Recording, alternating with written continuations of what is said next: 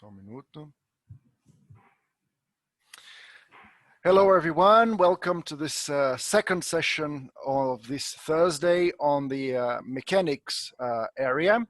It is a great pleasure to have with us today Professor Aline de Paula from the Mechanical Engineering Department of the University of Brasília. Aline, thank you very much for accepting this invitation. It is a great pleasure for us to have you here. You can start to talk now, you can start sharing your screen. Thank you. Thank you, Yuri. Thank you very much for the invitation. It's a pleasure to be here to talk in the 13th summer workshop in mathematics. I will share my screen.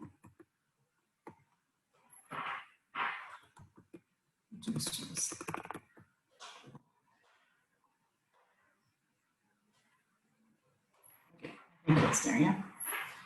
So today I will present to use some chaos control methods, and I will apply them to two pendulum systems.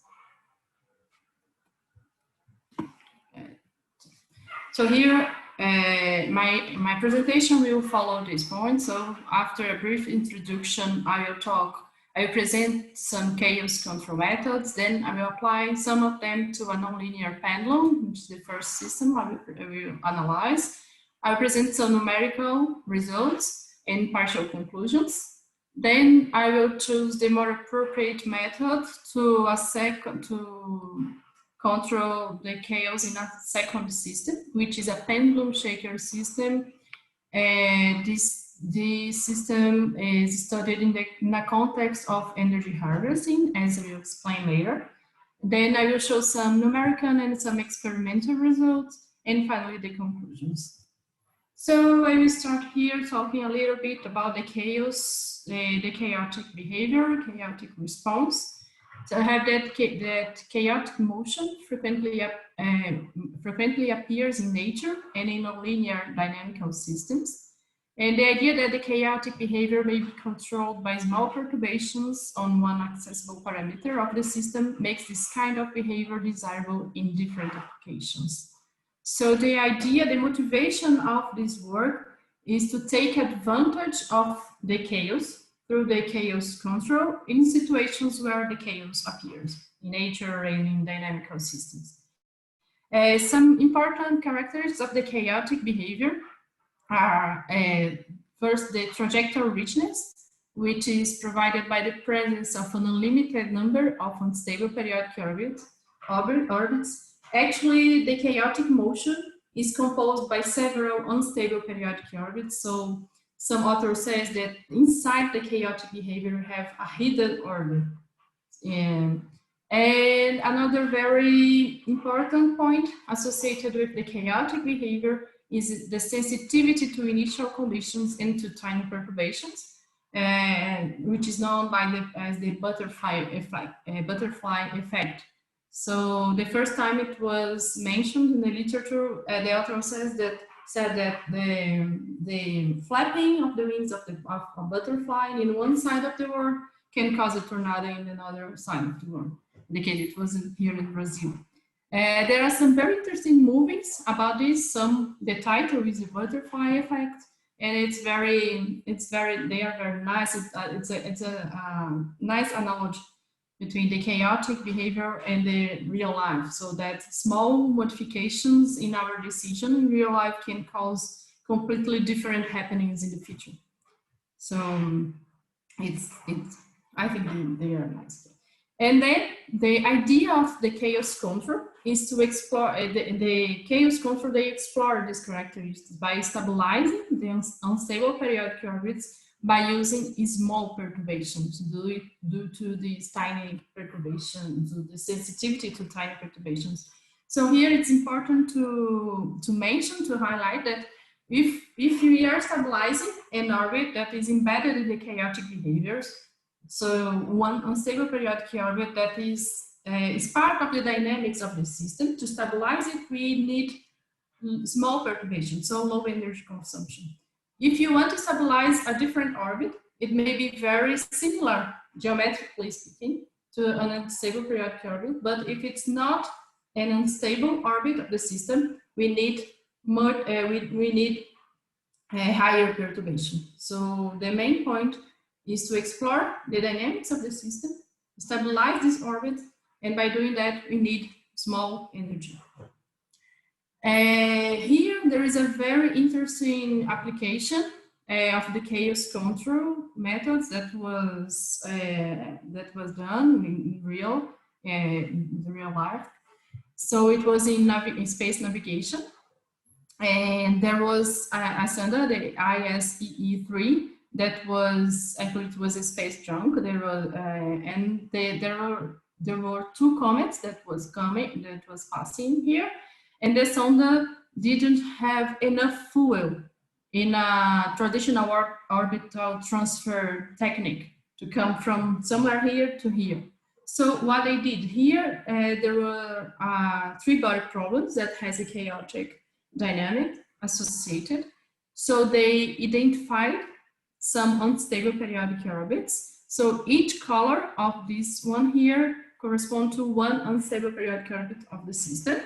So they stabilized it first in this yellow one, then in this red one, in this green, finally this blue, and then the sender was able to come here and to explore these 2 comets. So the fuel, it was enough to do all this trajectory, and there were still some fuel left.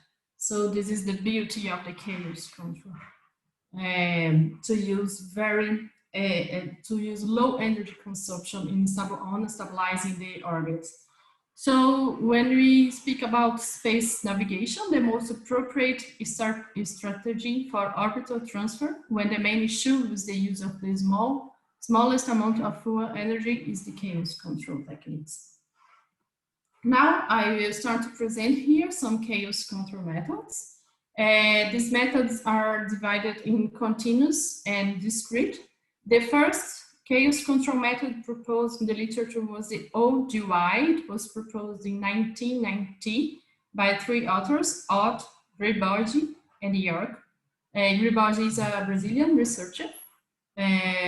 And after this first method, this first technique, several other methods were developed. And the semi-continuous method is one of them.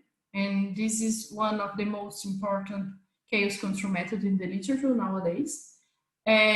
These 2 I will not talk about in this presentation. And we also have the continuous methods. So discrete and continuous is with respect to the time. Okay. So the first continuous method was the time delayed feedback. It was proposed 2 years later than the OGY. And also there are a lot of methods that were proposed after in order to overcome some limitations of this original idea. And one of these methods is the extended time delayed feedback, which is also one of the most important methods in the literature related to chaos control. So I will explore in this presentation the semi-continuous method, which is a discrete method, and the extended time delayed feedback. All these methods, we have 2 stages associated. One is the learning stage, where we identify the unstable periodic orbits, and also we choose the orbits we want to stabilize. And for each one of these orbits we want to stabilize, we determine the control parameters. In the case of the discrete methods, we have one set of control parameters that have to determine. In the case of the continuous method, we have another set of control parameters. It's important here to mention that this learning stage is not it is not online. We don't proceed with this learning stage online, which is interesting because in the control stage we don't need much computational effort.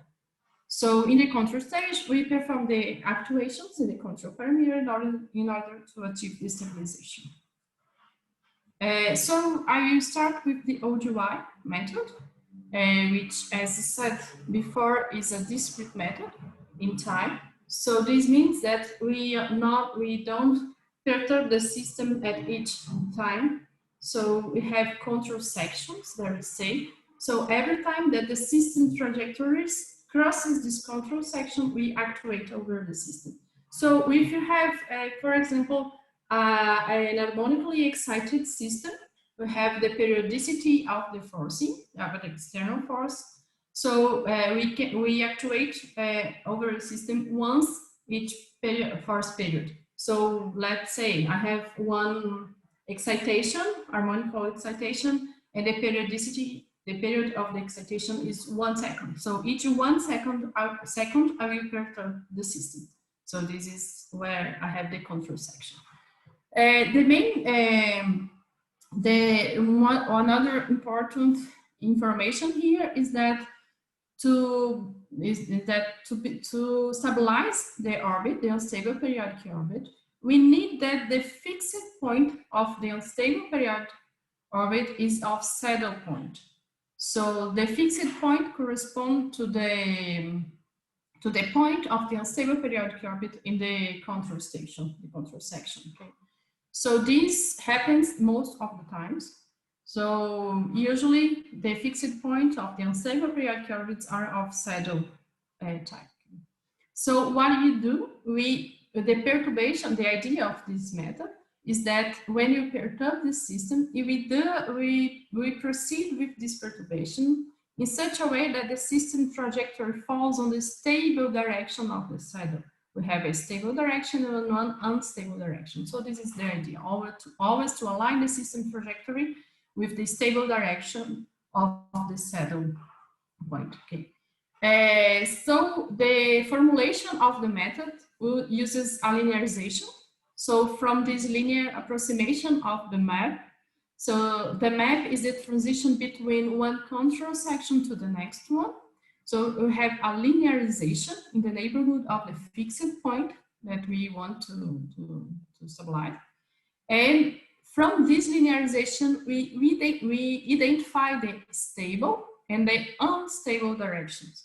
So as we have a linearization, a linear approximation of the system, this method is only valid in the neighborhood of the orbit we want to stabilize. So to perform the control, you have to wait until the system trajectory falls on the neighborhood of this fixed point in order to turn on the control.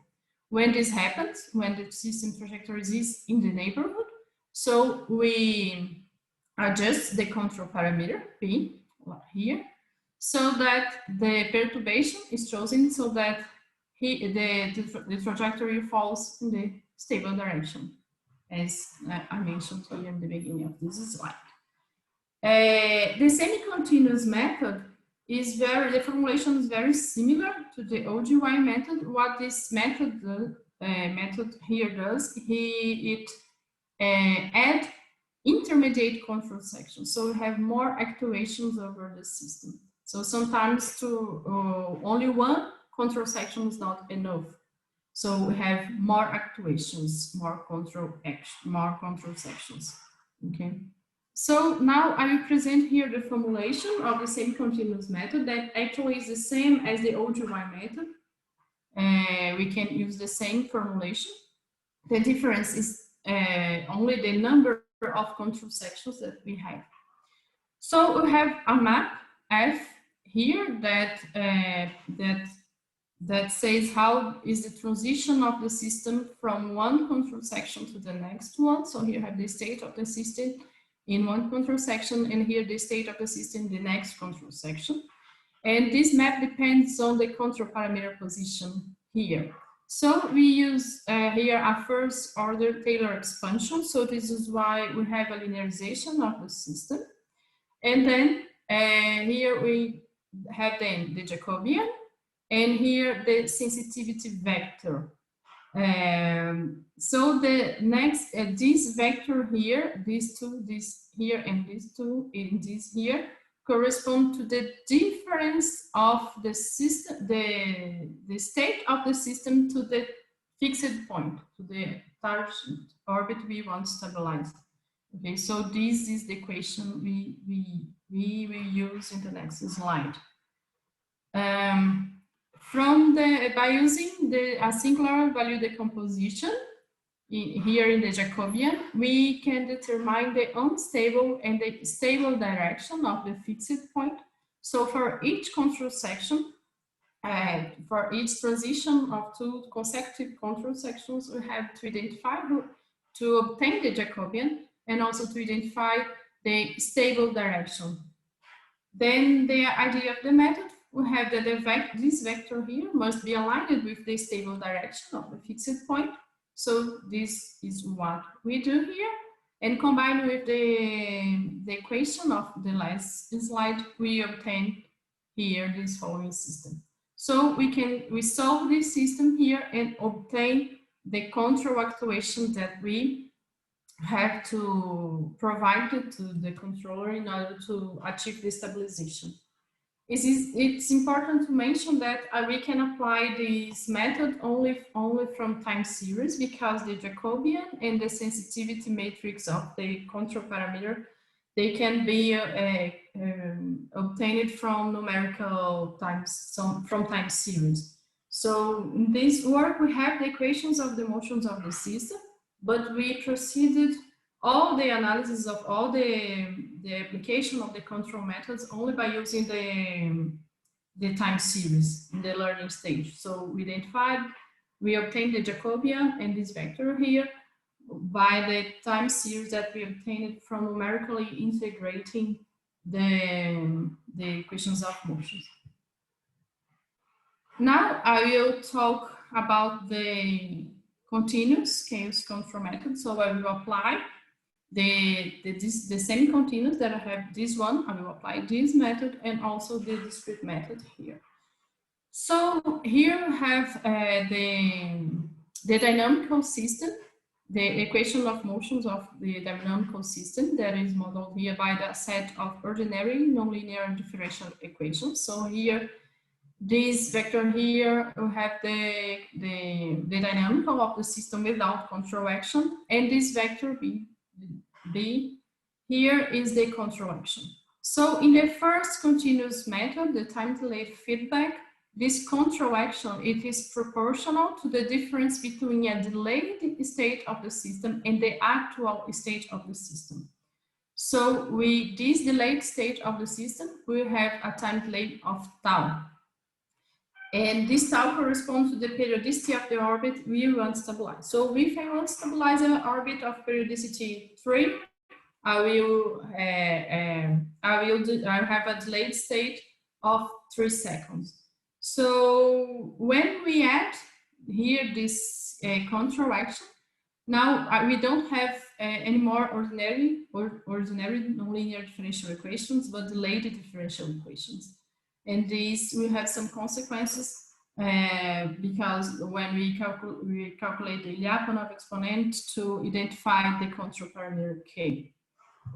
So, and now we have the extended time delayed feedback. It was a modification from this first proposition here, this first method proposed.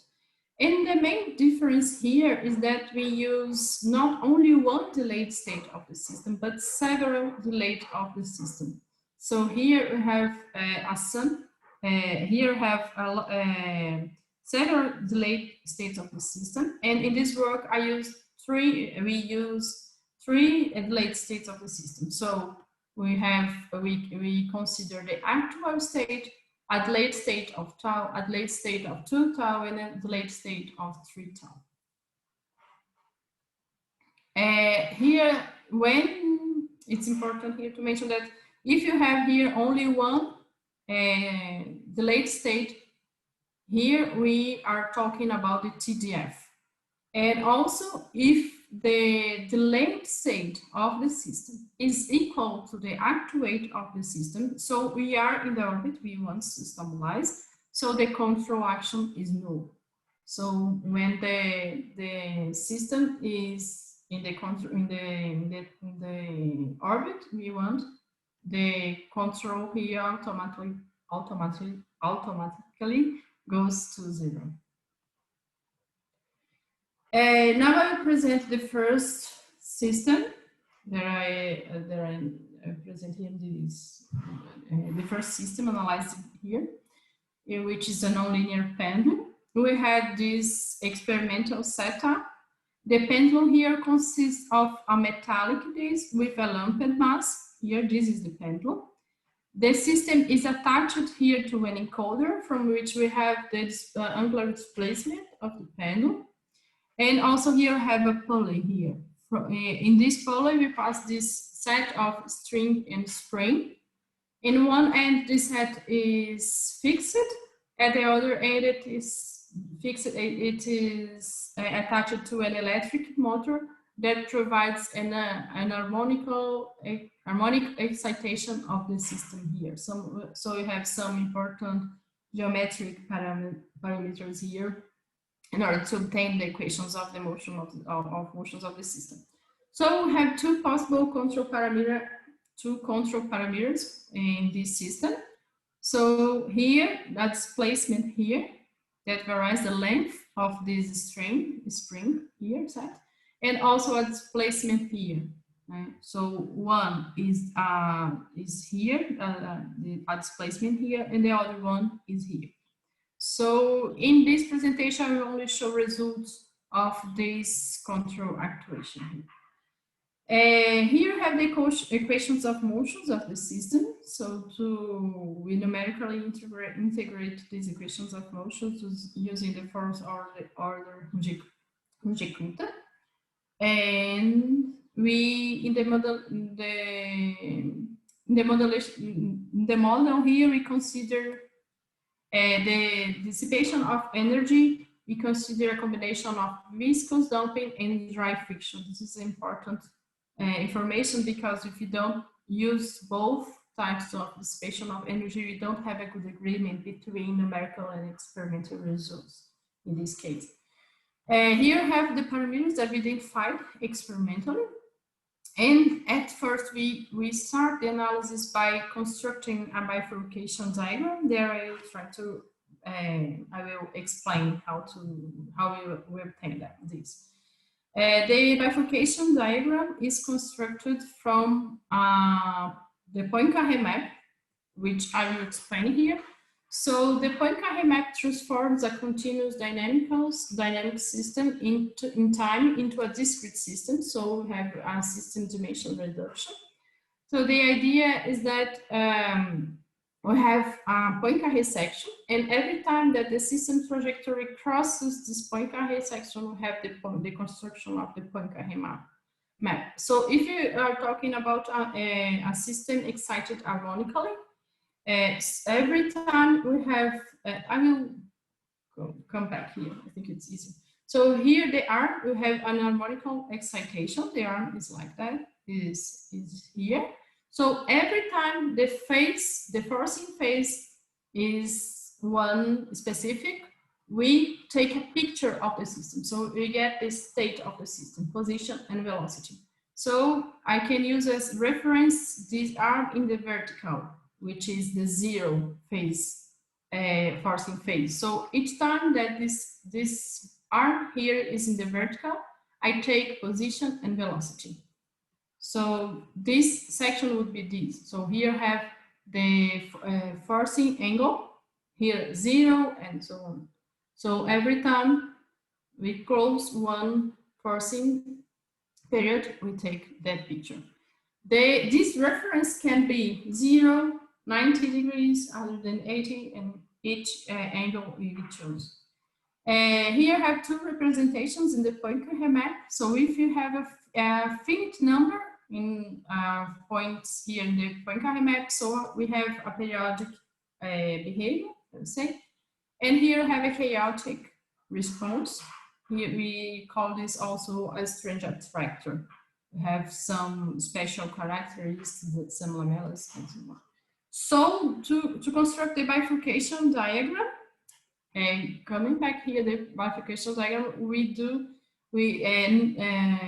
construct the Poincaré map for several parameters and plot here only the point, plot here for each parameter here the Poincaré map. So in this case, we here have the forcing frequency, so we are increasing the forcing frequency of the pendulum. And for example, for this forcing frequency here, 3.59, we have this phase space. So here have displacement and velocity of the pendulum. So we have a closed curve here, is an orbit of the system. And when we construct the Poincaré map, in this case, we have only one point. So I get this point and plot here. This is the pink point here.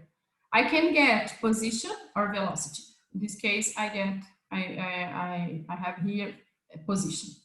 Doesn't matter if I get position or velocity. If I have one point in the Poincaré map, it will be one point here in the bifurcation diagram. Increasing the forcing frequency here to this frequency, we have this phase space of the system. If you construct the Poincaré map, we have one point here, which means that it's an orbit of periodicity 1. And I plot the point here, the Poincaré map here. If you increase even more the forcing frequency, now I get this point here in the bifurcation diagram. If I look at the phase space, we have this behavior. And if you have more time, all this region here will become blue. Okay, this white, we will not have this white anymore. It will be all blue. And when we construct the Poincaré map, we have this. So here we start to see the hidden order in the chaos. And here in the bifurcation diagram, we plot all these lines here. So in the bifurcation diagram, we have a view of the global behavior of the system for when we vary some parameter, one parameter that we choose. Okay? So here we are varying the forcing frequency. Here it's a nice animation here just to show the beauty of the chaos. We construct several Poincaré maps using different references of phase forcing phase angles. So we have 24 Poincaré maps that are animated here, so that we can see the evolution of the chaotic attractor by considering all the phase evolution of the forcing phase evolution. And we have a quite good agreement between numerical and experimental. So after that, so we have now a global view of the dynamical behavior of the pendulum. And we will start to work in the control. So we get one Poincaré map and identify the orbits we want to stabilize. We use the closed return method. And I'm showing 4 Poincaré maps because we use 4 control sections. So these points, these fixed points here of the orbits in these 4 Poincaré maps consist in the fixed points we want to stabilize. Okay, so for each point of, for all these points, if you want to stabilize these orbits, we have to identify the Jacobian as well as the sensitivity vector related to the actuations. And just to see here, these are the phase space of the orbit of the unstable periodic orbits that we identified. I'm sorry, there are some words in Portuguese. And so these are some orbits, some unstable periodic orbits that we can choose to stabilize. Here we have some results of the control. We defined a control rule with 4 different unstable periodic orbits. So at first we want to stabilize an orbit of period 5, 3, 8, and 1. So at first here, period 5, then 3, 8, and 1. Each 500 here, we change the orbit we want to stabilize. The black points correspond to the system response, and the red lines here correspond to the control rule. So I want the system to be in these red lines. These points, these black points here, will correspond to the chaotic behavior. Okay, and when we stabilize the system, we have these straight lines which correspond to the Poincaré section at each time. So we have here the stabilization of the first orbit we wanted, this is a period 5 orbit. Then the period 3, we have 2 points here, they are really close. It looks like a period 2, but it's a period 3 orbit here. Observe here this region of chaotic behavior. This occurs because, if you remember, I said that this method, the formulation of the method is a linearization of the system. So we can only turn on the system when the trajectory falls on the neighborhood of the orbit we want to stabilize. So this is the time for this to happen. So the system go so that the system trajectory falls on the neighborhood of this period 3 orbit. We didn't achieve the stabilization of the period 8 orbit because the system didn't go into the neighborhood of this orbit, and here the period 1 we could stabilize. This is the discrete method, the semi-continuous, and here now the continuous. We see here, we can observe here that we could only obtain the stabilization of the period 1 orbit, and the period 3 orbit. What happened here is that we had this orbit in the control room, and we obtained the stabilization of another orbit, which is also a period 3 orbit. So this is one limitation of the extended time delayed feedback method or the continuous methods, is that sometimes we want to stabilize one orbit and we end up stabilizing another orbit. And this method also is not very good to stabilize high periodicity orbits. And now what in the sequence, what we did, we wanted to evaluate the robustness of the methods. So we added some noise. I will not talk into details here, but we added some noise to the time series. I want to highlight here that all the identification of the Jacobian and the sensitivity metrics, we use this time series that has noise added, and we performed the stabilization. So here we have a different control rule, but a different. So we have now period 6, 2, 3, and 1. It's a different control rule, but the idea is the same. Okay, at 500 here we have one target orbit. So with 1% of noise, we could stabilize the 4 orbits with escape here, and with 2% of noise, the performance of the control strategy was not good. But if you look here, the continuous method, we have a very good performance of the method of the control strategy with 2%, and if increase for 5%, this method also is very good. So this method, the ETDF, the continuous method, they are really, really robust. So a partial conclusion of here, in this comparative analysis between the discrete and continuous chaos control method, in the discrete methods, the big advantage is that this method provides more flexibility to the system. I mean, this flexibility is,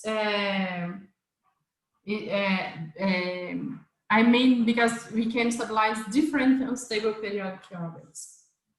In the case of the continuous method, the advantage is that we have no wait time, so we don't need to wait a system to fall in the neighborhood of the orbit to start the control. We can start the control anytime we want. And I would say that the biggest advantage of the continuous method is that the method is really robust. So this is very good for experimental applications. And the disadvantage of the continuous method is that sometimes you stabilize some orbits that we didn't want. So that we don't want. So we want one orbit and we end up stabilizing a different one. And if you want orbits of high periodicity, we will not be able to stabilize with continuous method as well. We were only able to stabilize orbit up to periodicity 3. Okay. And then we now have the second system here. It's also it's a nonlinear pendulum as well, but here have a pendulum-shaker system. At first, I will present some numerical analysis. The motivation of the motivation to analyze this system is a problem of energy harvesting and energy harvesting from the sea waves. So the idea is that the vertical oscillation of a structure due to the sea waves generate the pendulum rotational motion, providing the driving torque for an electric generator. So this research here was carried out at the University of Aberdeen. They constructed there, let's play the video. They constructed this experiment. I think it's, I will wait until the movie stops so that you can hear too.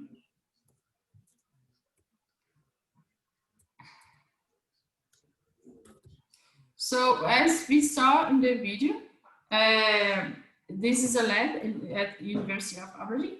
So sometimes depending on the amplitude of the wave and the frequency of the wave, the pendulum can have a rotational behavior, but sometimes it can have a rotational behavior, oscillatory behavior, sorry. And when I went to the university, they were facing this problem, and they wanted to stabilize the pendulum rotating to stabilize the rotational motion of the pendulum. Then,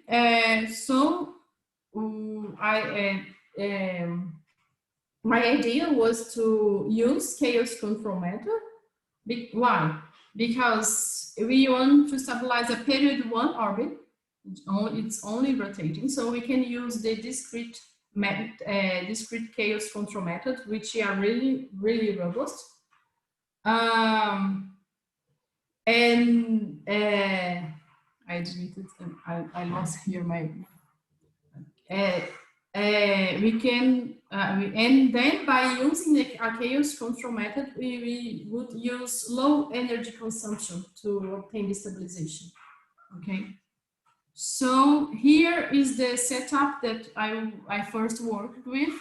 And we used it, had the experimental setup. I didn't work with that experiment with water. We used this pendulum-shaker system. Here have the physical model with the equations of motions of the system. We take into account the dynamics of the shaker as well, which is it was necessary to obtain good agreement between numerical and experimental results. So at first we began with the dynamical characterization of the system, just as I showed in the first system. So at first we increased here the amplitude, amplitude of excitation of the system. At first, the system had a period 1 response. This orbit consists in the pendulum rotating. So this is the movement we wanted. We want all the time. So the pendulum here is rotating in the period 1 orbit. Then you have a bifurcation, period doubling bifurcation. Here have a period 2 orbit. The pendulum is still rotating here, but with periodicity 2, more bifurcations here that leads to a chaotic behavior. Here have the chaotic attractor, a periodic window, and then chaos again. And so what we wanted here is was to avoid this bifurcation and keep this period 1 orbit in all those analyzed range. So here we have this orbit that is the pendulum rotating. That was the goal of that was what we wanted. And then what we did is that we calculated the Lyapunov exponent here in a region that this orbit is not stable. Every time you have a bifurcation, an orbit that was stable becomes unstable. So this orbit is still here, but now it is unstable. So for one value here of the amplitude, we calculated the Lyapunov exponent. At first, when you have no control, we have a positive Lyapunov exponent, which means that this orbit is not stable, because it's not stable here. But when we add control, we have negative values of the Lyapunov exponents, what means that we can stabilize this orbit here. So we performed the control. So for this set of control parameters here, we could avoid this bifurcation, but then have a double bifurcation here. By adjusting the control parameter, we could maintain the target orbit, the pendulum rotating in all this range of forcing amplitude, which was the goal of the work. Then after that, we started to vary here, not the forcing amplitude, but the forcing frequency. So at first, we identified the global behavior of the system. So this usually what we do when we start to work with a nonlinear dynamical system, a mechanical system, the systems that I work with, usually we do this. We perform a global analysis so that we understand how the system behaves. So we started here and started to decrease the forcing frequency. So here, in this one, number one here, you have some coexisting attractors. So you have some possibilities of responses that are stable. So depending on the initial conditions that we give to the system, it can behave in it can respond in one orbit or in another orbit. So at this frequency here, we have these three possibilities, this one and this one here. So one, the pendulum is rotating to one side, the other, the pendulum is rotating to the other side. And this here is an oscillatory motion of the pendulum. The pendulum is like that, okay? This is a period one orbit, so it's 1 point here. Here also is a period one orbit. We have also a point, one straight line here, which is symmetric because the problem is symmetric. And these 2 points here, these pink points, correspond to the Poincaré Map of this orbit here.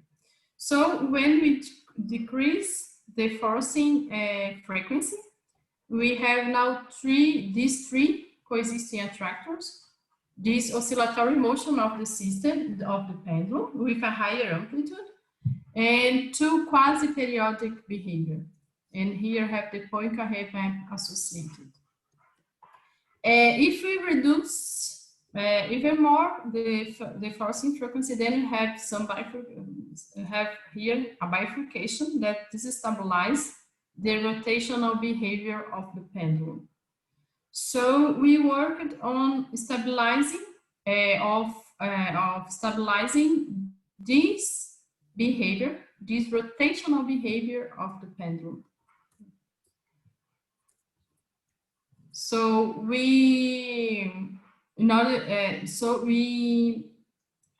identified the orbit we had here and calculated the Lyapunov exponent in a region here where it is not stable. So without control, the Lyapunov exponent is positive, which means that the orbit is not stable. But when we start to add the control action, we have negative Lyapunov exponents, which means that we can stabilize this orbit in this region here. So when we turn on the control, we could avoid, when we turn it on the control, we could avoid this bifurcation and maintain the pendulum rotating in all this analyzed range. So finally here I have some experimental results. So this was a second time that we went to the University of Aberdeen. It's the same shaker, but the experimental setup is a little bit different because they started to work with synchronization as well. But I only here, the results here is of only one pendulum, the same trouble. And these are some experimental results, the bifurcation diagram here. So the idea is that, so at this forcing amplitude, we have the pendulum rotating. Here the pendulum is still rotating, but now in a quasi-periodic behavior, not a period one. When we decrease even more the forcing amplitude, we have a bifurcation and the pendulum starts to oscillate and not to rotate. So the pendulum was rotating and then it starts to oscillate like that. So we introduced the control to avoid this bifurcation here and to maintain the pendulum rotating, just as we did in the numerical analysis. So here we have the results without control, the black points, and with control, the pink points. So with control, we could avoid all the bifurcation here and maintain the pendulum rotating in all this range. Here we have the phase space of the control system in all this time. And here the control signal, which we can observe that the control effort is very small. And here we did another, and here we started the control at this point here. Note that once we started the control action in a region where the target orbit was not stable, because here we don't have this period one orbit, but a quasi-periodic behavior. In the beginning, we have a higher control effort, but then when the system is stabilized in the unstable periodic orbit, the control effort is very small. Okay. So the final conclusions, the conclusions of the second experiment. So the goal, we could maintain the rotating unbounded periodic response of a parametrically excited pendulum. We successfully have the successful evaluation of the discrete methods, discrete control methods to avoid bifurcations, both numerical and experimental. And this is interesting because we can use the continuous chaos control methods to when there is no chaotic response. If you have an unstable periodic orbit, but this system is not responding chaotically, we can still apply the chaos control method in order to stabilize these orbits. We don't need to have the chaotic behavior. And when we started this work, we didn't know if if it was possible to avoid bifurcations, as we did. So it was really nice results. So I finish here. I'd like some acknowledgements to the CPQ and CAPS. I've been working with chaos control for a while, for more than 10 years, and I have been, I have the support of CPQ, some projects, Universal, and so on. And the results I presented here have some collaborations associated with these results. Professor Marcelo Sávio from Federal University of Rio de Janeiro and from University of Aberdeen, Professor Maria Visperos, Professor Ekaterina Pavlovskaya, and Dr. Vahid Vaziri, and all of them helped a lot in all this work, in this collaboration. And thank you again, Yuri, for the invitation, and thank you all of you for the audience and to listen to me for almost 1 hour. Thank you so much, Aline. It was a great, very nice talk, very stimulating subject. Thank you so much. So anyone here now, if you want, please raise your hands to ask questions or write questions on the chat. Feel free to choose the best way for you. While people decide what to ask or if to ask, I have a quick question for you, Aline. So in the first, this is a probably more technical question. In the first part of your talk, you said that the OGY methodology was based on a linearization around a fixed point. So I was wondering about the hyperbolicity of this fixed point. Suppose that you have a fixed point that is not hyperbolic. How would OGI respond to that? For example, if you have a simple harmonic oscillator, an undamped harmonic oscillator that has a non-hyperbolic stable fixed point. So it will not work. So the OGI, it will not work. So for this method to work, we have to always have saddle points. I was going to say that because you mentioned that there is a Yes. stable and an unstable direction. Yes, if I have this problem, it will not work. It only works for saddles, or can you have other Yes. topologies? Ah, okay. No, only works for saddles. Are there Actually, Go ahead. all the OGI, all the control times, all the discrete control times. Ah. So it's a limitation. I see. Actually, I have never faced a problem that an orbit that was not of the fixed point was not of this time. But I know this happens. It's not usual for mechanical systems, but sometimes it happens, and the OGY method doesn't work. I see. Oh, that's very interesting. Okay, all right. So let me see if we have more questions here on the chat. No, but I do have another question in the meantime. So you've just spoken about UPOs, unstable periodic orbits, and you spoke about that a lot on your talk. And at some point, I think in the final slides, you mentioned that you like to do a global analysis to identify the global behavior of your system. So that, I assume, means that you want to identify that there are wanted states for your system that you want your system to have. So you want your system to behave like this or like that. How do you identify that this is an unstable periodic orbit?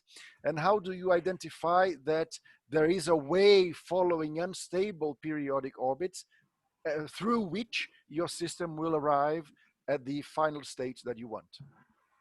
Okay, so to identify unstable periodic orbits, we have some methods to do that. But the closed return method, for example, is very simple. The idea is that if you have points that are close enough, we define a neighborhood. If they are close enough in this control section, we assume it is an unstable periodic orbit. Actually, it depends, and the question is it an unstable periodic orbit or not? So it depends on the neighborhood that we consider. So if we start to increase this neighborhood, maybe it will not be an unstable periodic orbit anymore. But if these points are close enough, it is. And I think the second question is that how do I know if the system is going to get close to the unstable periodic orbit? So this is based on the ergodicity of the chaotic motion. Because my presentation was like, I didn't know, it was like more general. General, yeah. Yeah, it's just general, but have the chaotic behavior, it's ergodic. And then we can, if you have an unstable periodic orbit, the system trajectory will go there one time. We know that.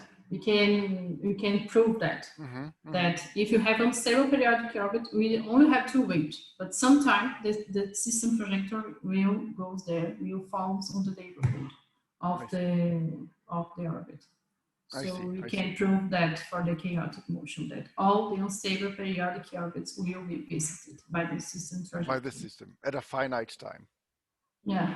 Yes, at a finite time. Yes. We can show that.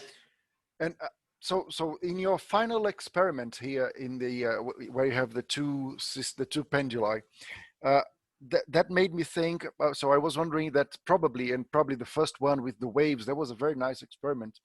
You were trying to stabilize, for example, offshore oil rigs.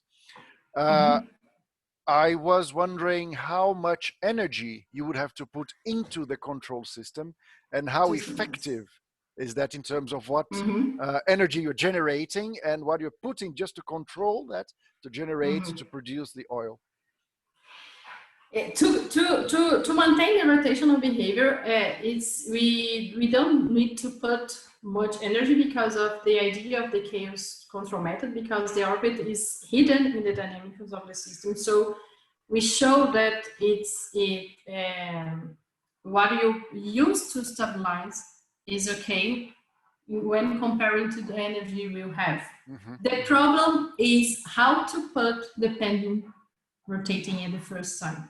Because to do that, we need much energy. And because then you have to use some techniques and sealing techniques. So this is the problem. Once we get there, we can keep, to maintain the rotation is not a problem. The problem is how to put the first time the pendulum to rotate. Yeah, because I think I saw on the graph your voltage output there, the first peak, that one.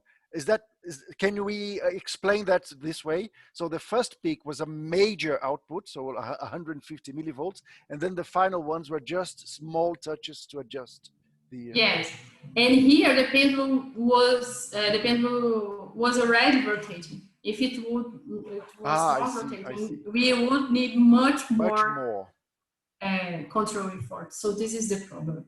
I see. The first time. I see. To put them. And if you're thinking in energy harvesting, we have huge problems. It's not a small pendulum that we could just do like that. And yeah. A huge problem. So to put it rotating at the first time, I think this is a problem. I see. So let me see if we have questions here. Anyone? So on the chat, there's nothing.